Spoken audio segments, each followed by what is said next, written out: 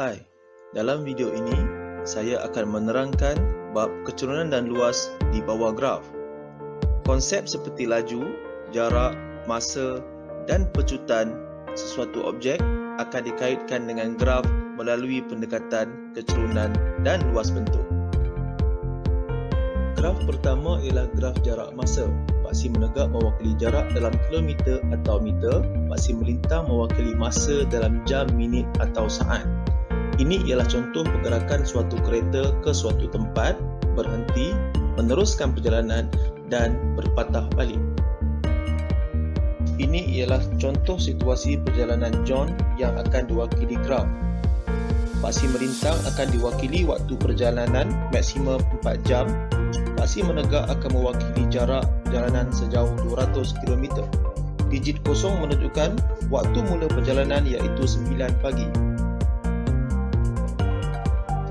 Setelah memandu sejauh 120 km, John berhenti di R&R Bukit Merah untuk berehat pada pukul 10.30 pagi. John berehat di situ selama 1 jam sehingga pukul 11.30 pagi.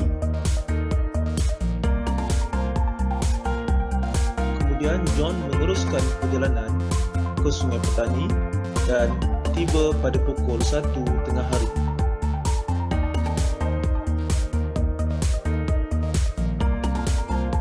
Jadi, berdasarkan graf jarak masa, 3 perkara yang boleh dibincangkan, iaitu laju, waktu berhenti dan purata laju.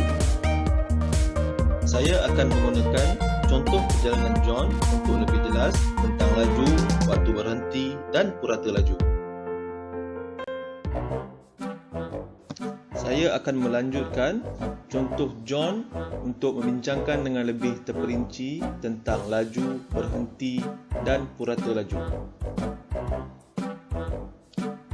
Pertama, berkenaan dengan laju. Dalam graf jarak masa, laju diukur berdasarkan kecerunan graf.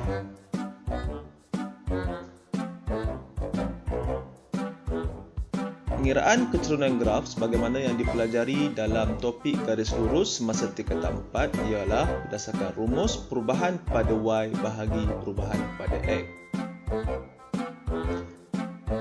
Berdasarkan contoh ini ialah perubahan pada Y, manakala di bawah ni ialah perubahan pada X.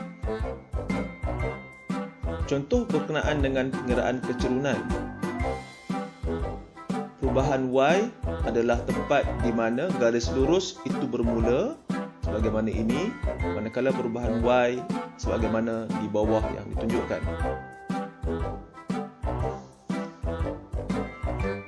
Cari laju kereta John dari rumah ke R&R Bukit Merah.